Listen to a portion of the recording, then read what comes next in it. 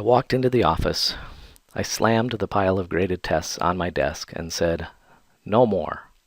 I'm not giving another one of these tests." "Wow, what's up?" asked my colleague who taught the other biology section. "These don't tell me anything except who can decode the questions. I'm not giving another one of these multiple choice tests." "So what are you going to do instead?" he asked. "I'm going to have them write. They are going to tell me the story, the big picture. They need to fit all the pieces together, not just memorize the parts, the terms," I said. "So what are you going to have them write about?" he asked. It was a good question. I wasn't ready for the question. Well, I don't know, but I'm not doing this again. And I haven't since that day in any class I have taught. That was a few years ago while I was teaching high school biology. I taught in a classroom I shared with Greg, the guy with the good questions. We shared an office, shared a classroom, and worked closely to collaborate on the curriculum design. We were about 2/3 of the way through the year, and we had just given a test. Pretty standard, traditional test, mostly objective questions with a few short answer questions, to make them think. We had planned out the unit the way I did all others. Followed the lead of the textbook to give us a unit, say on cells, and then put together lectures and labs to cover those topics. We gave the students a study guide, and they crammed the night before taking the test, made of primarily questions from the test bank provided by the textbook publisher. Having thrown down the tests and making my proclamation, I was committed now. I had to come up with new assessments that forced students to not only know the details, but then use those details together with key terms and concepts to tell the story of the big idea of the topic being studied. See, story is important. We describe the world through story. We enact a story. The curriculum we teach for many of us is the framing story we use to navigate the world. That's why it is important to us, so important that we dedicate our lives to sharing it. I see the world through the lens of biology and education. That's why I have gravitated to those subjects. That's the story I enact. The best answer I could give my colleague Greg in that moment was, I want them to answer how they are going to live in the world. I want them to figure out how what we are selling helps them enact a story, their story. "Ah, well, no problem," he said. "That should be easy enough to grade." We limped to the end of the year with our original plans, and then I spent the summer creating a thematic, inquiry-based approach to the curriculum.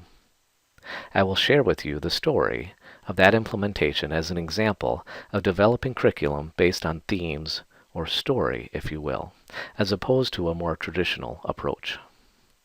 So I embarked on thinking about what questions I could ask to get at the big ideas, to force the students to do more than memorize definitions and factoids.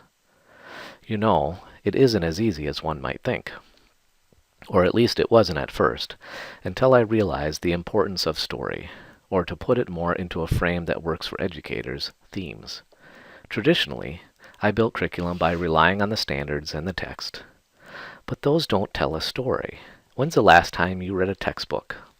Did you really read it, or just bounce from bolded word to bolded word? Yet, books like Genome by Matt Ridley and Outliers by Malcolm Gladwell are bestsellers. I had to figure out how to present what the experts agree is important in biology, which can be found in any table of contents of a biology text, or in any set of state standards, but in a way that was holistic and not organized in the typical reductionist fashion. But where to start? The obvious place to start was revealed by my recent vow to never give one of those tests again. I had to figure out the big idea of biology, so I began by thinking about what was the story I was trying to tell. Why do I gravitate to biology? Why does it have value to me as an individual?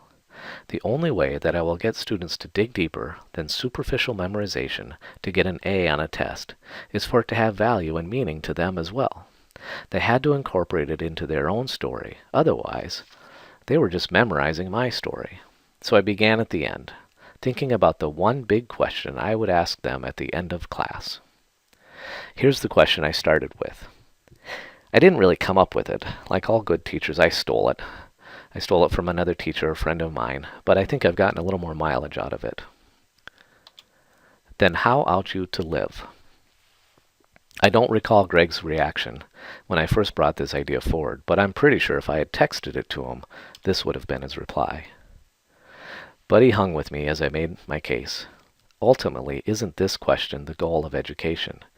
Helping students to develop the knowledge and skills to navigate the world, to contribute. A great philosopher once said, "When I think back on all the crap I learned in high school, it's a wonder I can think at all." 15 years of teaching biology after how many years of studying it in school, and I had to admit that simply following the standards and the table of contents meant that to many of the students it was simply random crap. Factoids and terms to be memorized, or rented long enough to get by the test, but never knowledge that was owned. There wasn't any reason to own it. There was no context.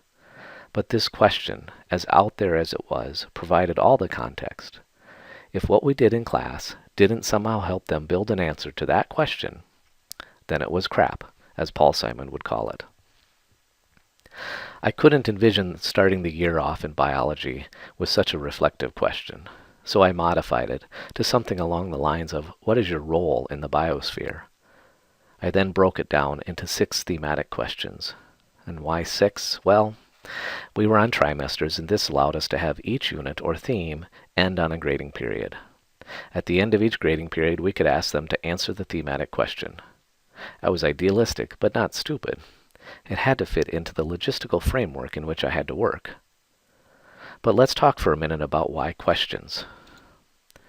Most teachers are taught to write objectives for their lessons, or units. Most textbooks, which drive most teachers' lesson planning, have objectives written at the beginning of each chapter. Let's look at an example. Students will demonstrate understanding of the taxonomic classification system used by scientists by explaining the phylogenetic relationship among organisms. Technically, it is a good objective. It clearly states what the student will know and do. However, if I was 16 and reading this at the beginning of a chapter or on the syllabus, I have to admit that my first reaction might be, "Want to bet?" This objective is essentially useless to a student. By the end of the unit, it might have some value. However, as the first thing a student reads to introduce a new topic, it doesn't work. It requires the use of an understanding of topic-specific terminology to understand what the topic is about. That should be your goal for the lesson, not the starting point. Teachers are taught to use objectives as a means to communicate to the student exactly what the point of the lesson is and what expectation the teacher has for them. However, if the student can't understand the objective statement no longer has any value to the student. It might be a very useful tool for the teacher to organize and prioritize what lessons need to be done. This is emblematic of the problem with much of the teaching that occurs. Closed-circuit announcement to the teachers. It isn't about you. You already know it. It is about the students. Everything you do is to make it possible for the students to learn as much as possible, as efficiently as possible. Instead of the above objective, what if the teacher started with questions such as these? How are living things organized into groups? What can the organization of living things tell scientists about their shared history? Why waste the first day of instruction explaining what the objective means? Why not ask students questions they can begin to answer right away? Admittedly, they would not be able to answer the questions using the correct terms, but they could begin to form an answer to the question within the first 5 minutes of the unit of study. Beginning with the objective marginalizes any students struggling with vocabulary or topics in the course. But beginning with the questions doesn't exclude any learners. Anyone can fashion an answer that is their best guess. Your job as the teacher is to not accept, "I don't know," and seek out that prior knowledge because everyone knows something, because they have experienced life. The journey into a new topic should always begin here, with what they already know. They might be surprised by what they have already observed and learned. Contrary to what many believe, students are not blank slates, or in more modern imagery, hard drives waiting to have new data written on them. As the unit progresses, they can then juxtapose what they thought they knew with what they know at the end. Your job is to then help them refine that knowledge by allowing them the time for cognitive dissonance between what they have already observed with the new experiences around that idea or phenomenon. Also, more practically, essential questions provide the students a practice test question. Reading the objective as they study for the exam elicits passivity on the part of the student. It's either, yep, can do that, or nope, I don't get it. The essential question elicits active work as they actually answer the questions, but this time in much more detail than at the beginning of the unit, we hope. It also allows the student to see how much he or she has learned. Maybe, most importantly, beginning with the question creates a culture of mutual discovery and exploration, which I believe is a much more inviting learning environment than a statement that communicates an intellectual separation between the teacher and the student. Yes, you are the expert on the topic, but in a culture of mutual discovery, the student is empowered to learn. In the other, the student is the compliant receptacle of information.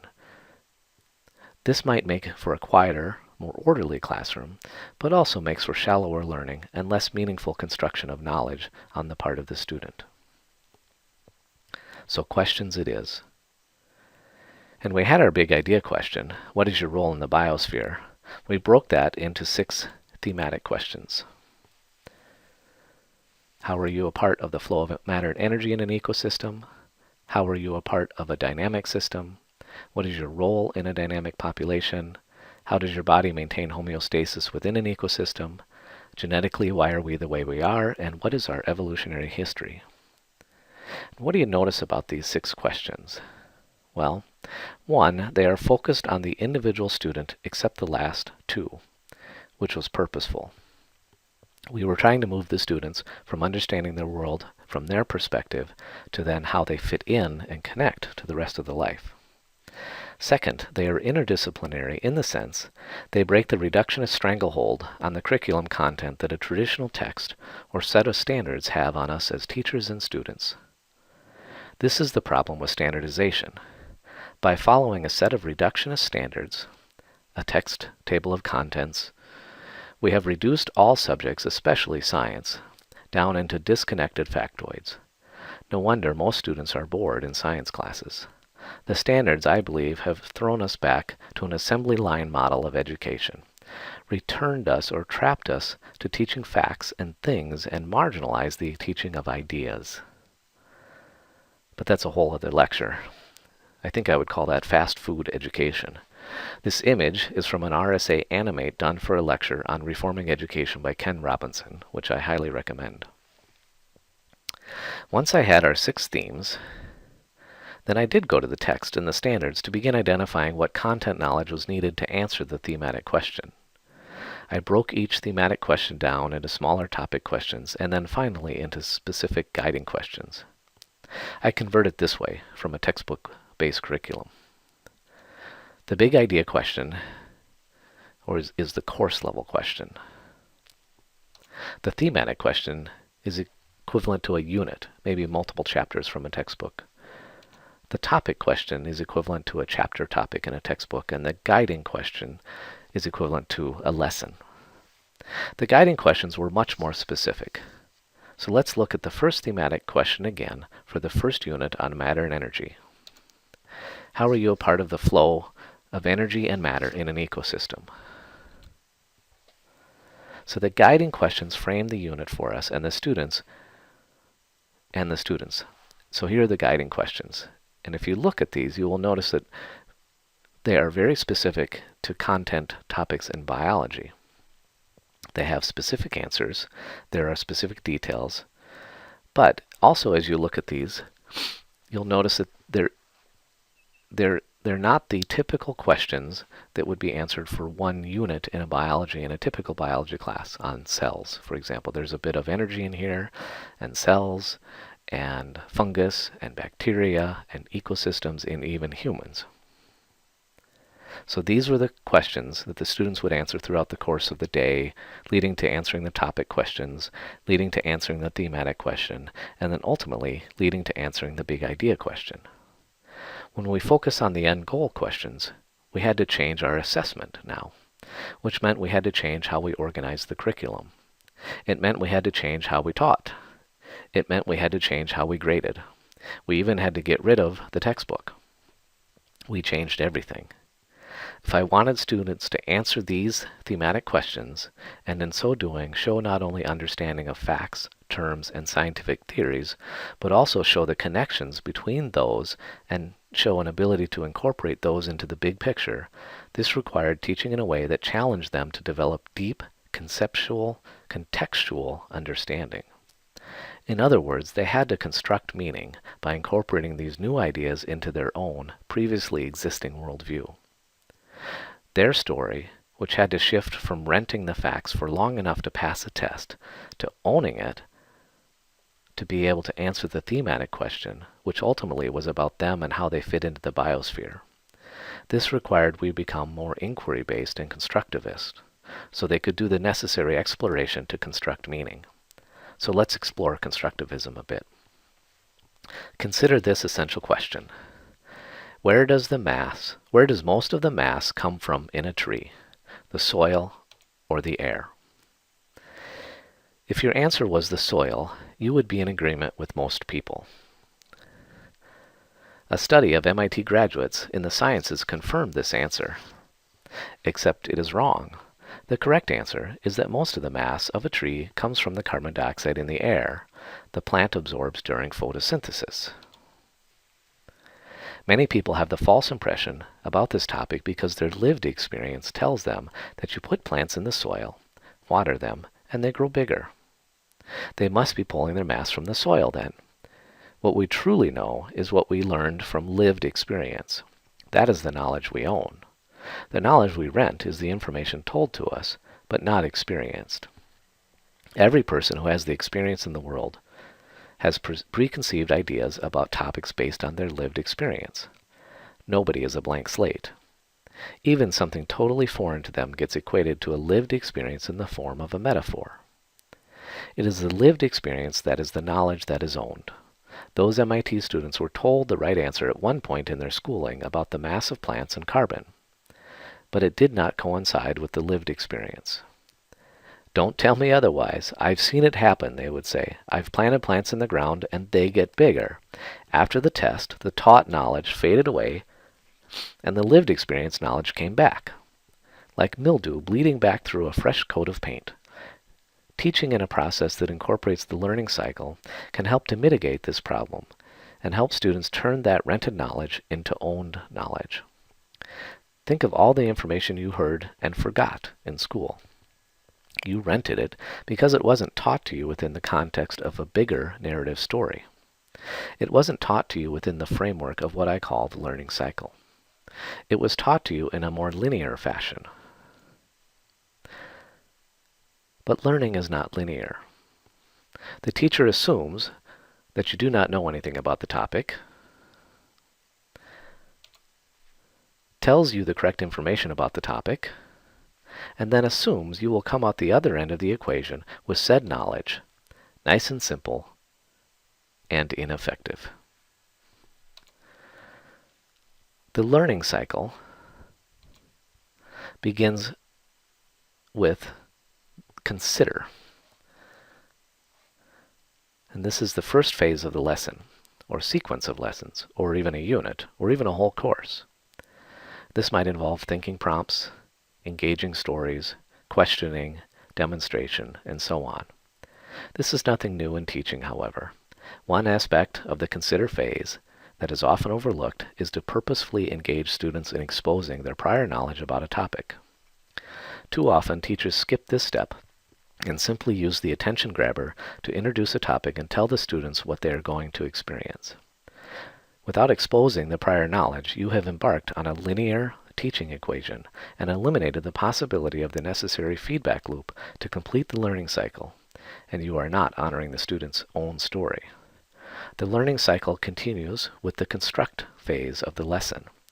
This is what you think of as the actual activity, lecture, demonstration, so on. In what way can you provide students a way to deepen understanding and build meaning? This is done through actively engaging the students through cooperative learning, authentic learning, project-based learning, minds-on learning, etc. I use the phrase minds-on instead of hands-on. Minds-on can be hands-on, but hands-on is not always minds-on. Minds-on requires the student to ask questions, ponder, solve problems, and so on. Hands-on can be simply following chemistry lab instructions, but not knowing why. It might be active and engaging because there might be the potential for an explosion of some kind. What more could a teenage chemistry student want? But it doesn't require any construction of meaning. The last phase of the learning cycle, and this is the feedback loop that completes the cycle, is the confirm phase. This is the time when the teacher purposefully guides students in wrestling with the cognitive dissonance between what they thought initially about a topic and what they experienced in the construct phase. If they begin with correct assumptions, these were confirmed. If they begin with incomplete information, more was added. If they began with misconceptions, the act of dealing with the difference is when the student transitions from renting information to owning the information. If you do not facilitate this last portion of the learning cycle, taking them back to a comparison to their initial ideas, the cycle is never completed. If the confirming phase is skipped, then oftentimes their experienced knowledge wins out in the brain in the long run. This is what happened with the MIT graduates regarding plant mass. So let's put this into an example. Consider the typical cell lab almost everyone who took high school or middle school biology completed. Constructed in the linear fashion, students enter class, and the teacher tells them they will learn about cells that make up all living things. She proceeds to tell them about cells, shows some pictures of cells, demonstrates how to get the sample, make the slide, operate the microscope. Students draw pictures in their lab notebook, and often these pictures look more like the diagram or an idealized version used to introduce the lab than the actual object in the microscope. I know because I've graded many of these labs. At the end, she asks, "Did you all see the cell and the nucleus, and the cell membrane and the cell wall?" "Oh yes," they say, knowing that is the answer. If she asked if they could see the mitochondria, like the one in the picture, many would say yes to this as well. They can't, by the way, unless using better equipment than in most high school science labs.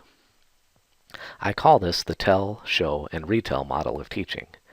We've gotten really good at this. I was really good at this for a long time. It was a really good model for short-term memorization of the right answer for a test. Now let's consider this same exact lab procedure, but now in the learning cycle. Instead of telling the students what they will see, the teacher uses probing questions to access their prior knowledge about what makes up living things and what is inside those things. Then she sends them on their way to experience seeing what those things might be. Exact same lab as the first example. Instead of sending the students into the lab, though, with her questions, she is sending them in with their preconceived answer based on their prior lived experience. Since the students don't know what they are supposed to see, they aren't going to guess at what they think the teacher wants them to see and then draw that in their lab notebook. Instead, they will draw what they honestly see. It might be very similar to the expected answer, but it might not be either. But it is authentic.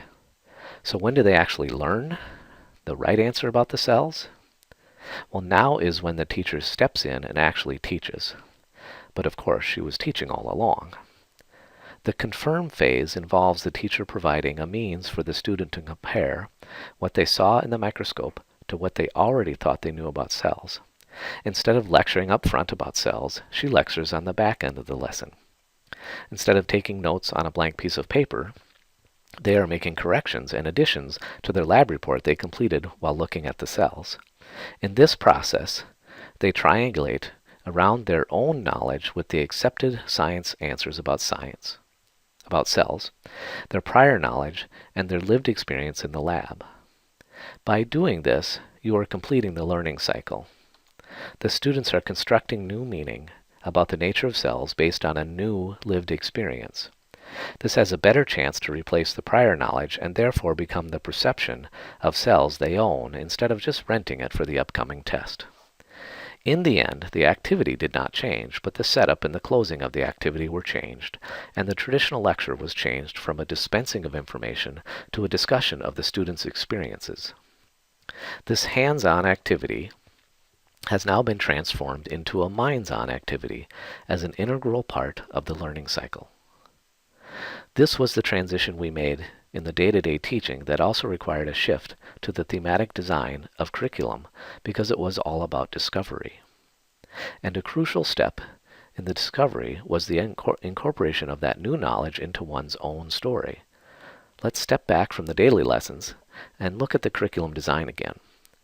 Students were given the outline and the learning maps, and as they did the activities, listened to lectures, had discussions, they could use the outlines of questions to frame what we did and why we did it. And voila, no more mutterings of busy work.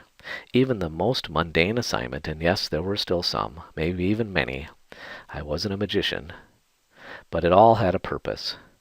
Not because I told them why, but because I provided them the means for them to figure out why. The learning map provides a tool to make connections. Some students like and utilize both tools well. Some find one more useful than the other. One is a more linear approach, while the other is a more holistic approach. If both were used properly, the student creates their own outline for the final answer to the thematic question, and even a study guide. And no more did I hear students ask what was on the test, nor did I have to entertain a request for a study guide, or worse yet, did I observe students set aside all the work we had done and use the text to relearn and write out what we had already done in an outline to study. Without the theme, I think so many students just simply don't see the connection between what the teacher assigns in class, the labs, the worksheets, whatever, and the test at the end of the unit. It's just busy work to many of them. Actually, not all of them. That top 10 to 20% actually do constructivism no matter the teacher. They listen to the lecture, they read the book, and then on their own, they create meaning for themselves by fitting it into their story, their worldview. They do the sense-making on their own. They are teacher-proof. What I have tried to do is develop a curriculum in a way that brings the resources necessary to give the other 80 to 90% a chance to make meaning. By honoring their story, providing them with a thematic framework and an assessment that required them to put the two together. So no more did they ask for a study guide, pepper me with questions to tease out what was going to be on the test. They had the questions already. I gave them to them on the first day of the unit. Now they just needed the confidence that they knew it well enough to tell the story.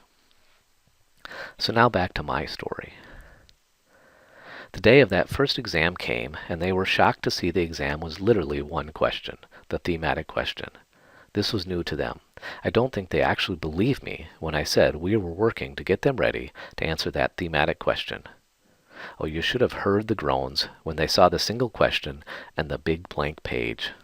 I did provide a word bank of the vocab words, without definitions, of course. But then they got quiet and started writing, and they wrote, and they wrote. They stopped to rub their hand dramatically and give me that look.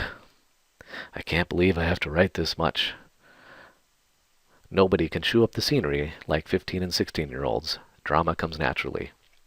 And I have to say, I took some perverse pleasure in watching them shake out their hand after writing for 20 minutes, realizing they had so much more to say.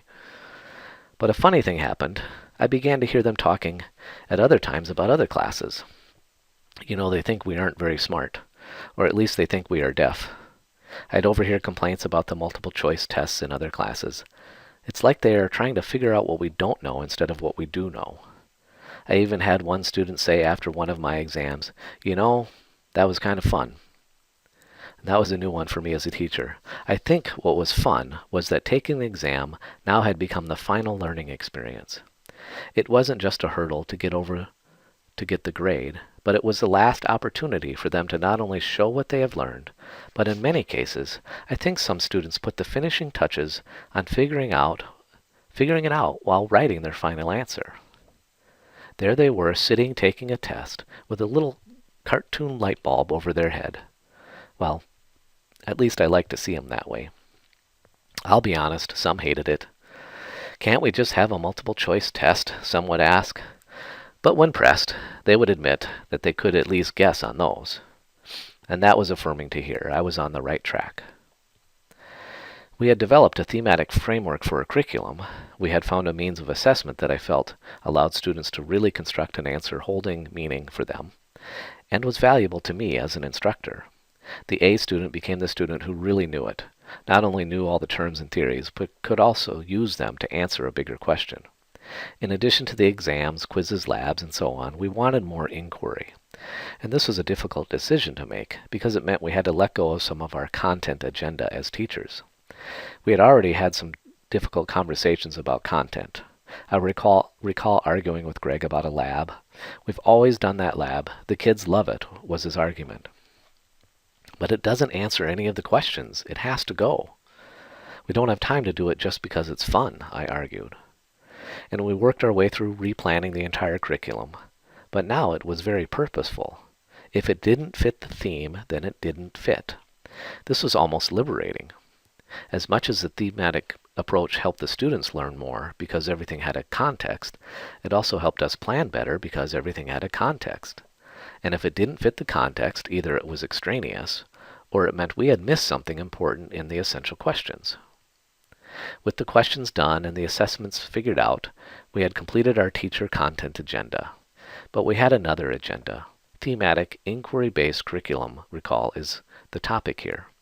Much of the inquiry has been addressed in the shift to a more constructivist approach. Consider, construct, confirm requires inquiry. Whereas tell, show, retell may involve inquiry, but it isn't required. However, I wanted to go further with the inquiry, creating a more student-centered environment. So at the end of each unit, students do an extended inquiry. It takes about a week out of the instruction time. At the beginning of the year, we presented them with a list of potential ideas to explore, all digging deeper into some aspect of the unit. Some units we gave parameters around topics. Some units we gave parameters around presentation.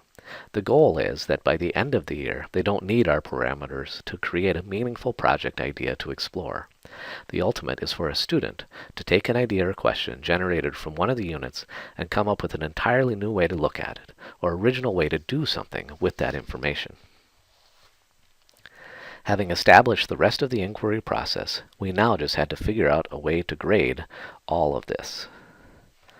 For students to construct their own understanding and practice through inquiry-based learning, they must be able to safely take risks. It has to be safe to forge ahead and work with new information. Working with truly new information in a new way should be difficult at first. The grading system must allow for failure in a way that does not adversely affect their grade at the end of the unit, if that grade is to reflect both the effort they put into the learning and the depth of their understanding at the conclusion of the unit. In traditional grading systems, this is often not the case. Students are unwilling to take their best guess with an assignment, struggle with the questions asked, and truly engage with the topics because they know that if they miss a point, they will never get that point back, and they will be permanently penalized for their mistake. So instead, they copy the answer from another student. If this is what the grading system rewards, simple right answers, then you have already lost the battle to developing a truly inquiry-based thematic approach to curriculum, because you are closing off the ability to do the important work of getting students to consider their prior knowledge.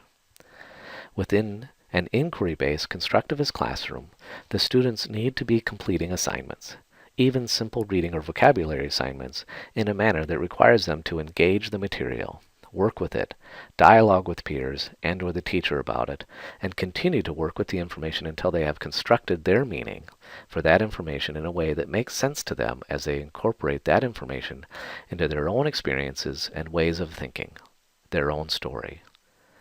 Grading can often short-circuit the constructivism necessary for inquiry-based learning.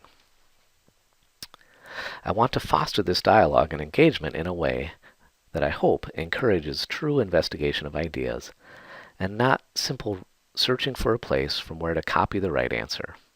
To do this, I use a system of grading that does not use points, but instead divides the learning activities into 3 categories and provides holistic grade for each assignment, giving broad feedback as to the level of their effort or understanding, and then within the assignment providing specific feedback, fostering a continuing, ongoing dialogue around the content. This system allows for initial failures, improvements, and improvement as the unit continues, and ultimately a grade based mostly on their depth of understanding at the end of the unit, but taking into account their willingness to engage in the learning activities throughout the unit. It is not crucial that I do not use individual points. If necessary, I could assign points to each assignment and weight assignment points in a manner that de-emphasizes those initial struggles and rewards the depth of understanding at the end. I prefer not to use points, especially in today's world of online grading that instantly calculate a percentage for the student and the parent to see. I found if they see these points accumulate or not each day, they panic over the initial struggles and begin to worry more about the points they are earning and less about what they are actually learning. This short-circuits the learning dialogue and interrupts the feedback loop of the learning cycle. Points or not, holistic grading or not, it is not just the grading practices that make for a constructivist and inquiry-based classroom, but instead it is the feedback given to the students and the time for review and reflection on their assignments that is important. When I grade any assignments, I don't tell them the correct answer, but instead provide them with prompts or questions that if they pursue will hopefully lead them to the correct answer. It is then necessary for me to expect the students to continue to work with the assignment, making corrections or additions to further explore and engage with that topic. Another important element to a constructivist classroom is providing students the means to reflect on their learning. This is so often overlooked in the interest of time, but providing the students time to think about what they learned, how they learned it, and what questions they still have is an incredibly crucial final step in the process of constructing one's own meaning as they learn. At the end of each unit, which for how I have organized the course falls at a grading period, midterm or end of term, the students participate in one last reflection piece. This is their grade proposal. This is their opportunity, or burden, depending on which student you may ask, to complete one final reflection on the unit and then propose what grade represents their level of understanding and participation in the learning process for that unit. I treat this exercise like another lab experiment. To come to a conclusion, they will look at a variety of qualitative and quantitative data. They first evaluate themselves in the area of participation. To do this, they look qualitatively at their participation in class discussions and lab groups, preparation for a class every day, being on time, and so on.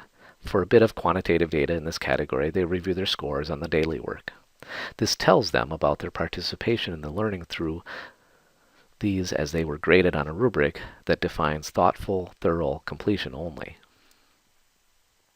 The second piece of data they review is in the area of learning skills. Here they are reviewing the organization of their portfolio binder for the course, and most importantly, their completion of making corrections and additions on graded work. This is stressed as I am placing a great deal of emphasis on utilizing the learning activities as their source of information, but also emphasizing that the real learning in a constructivist classroom happens when students deal with and confront misconceptions about a topic. By correcting their errors and adding information after an assignment is completed, they are completing the learning cycle with that concept. Also in this category of data is the evaluation of their use of tools for this course. This might include utilizing extra help, generating their own notes and study guides, and utilizing the online resources for the course. The data for this category is a mixture of quantitative reflection and qualitative review, corrections done or not, number of times logged onto the online site, etc. The last category for reflection is the understanding course content. Since the purpose of the course is understanding course content, this is the primary driver of the final grade for that unit of study. This is quantitative data. Students review their scores on the smaller graded work and summative assessments. The accumulation of these grades establishes the baseline grade. Starting from this baseline, they now are to consider their scores for the other categories and also any trends in the grades. Is there an upward trend indicating increasing understanding and comfort with the concepts of the unit, or a declining trend? Based on these other factors, they then can propose a grade up to one letter grade higher or lower than the baseline. I get the final say. After all, it isn't a true democracy, more like a benevolent dictatorship. I'm always amazed at the quality of their reflection, however, and their willingness to propose a grade that is a thoughtful measure of their level of understanding of the course content and their participation in the learning process. Thematic, inquiry-based curriculum design. The specific example I have given you is for a high school biology course, but I've used this same approach to develop the Foundations of Education course, the Pedagogy course, and the Science Methods course I teach in the Professional Education department. I'm kind of a linear thinker at times, so let's break this down to a step-by-step process. Step 1, identify the goals of the unit of a course by looking at the course descriptions, curriculum map, standards, etc. Step 2, research the topic. Research the major themes. Use text, trade books, websites, and curricular resources from professional organizations. Trust yourself as the expert and discover your own story as to what this means to you and capitalize on that. Write some questions. They are not rhetorical. They should be of interest to the student and be designed so students can and will answer at the beginning of the unit and then again at the end. More research. Look specifically for inquiry activities to serve as the learning tools for the questions. Look for supplemental information resources for students beyond you and the text. Break away from the lecture as the primary means for students to construct meaning, because it doesn't happen during the lecture. Focus on what the students will do to learn it, not what you will do to teach it. Hands-on and minds-on is the key. As much as possible, don't lecture until they have completed some exercise to first explore the questions. Then your lecture has a framing story. Revisit the questions. Are they interesting? Do they relate to the lives of the students? Step 6. Create a final draft of the questions. Consider the final assessment for the unit. Design the actual assessment, or at least know how the final assessment must align with the questions.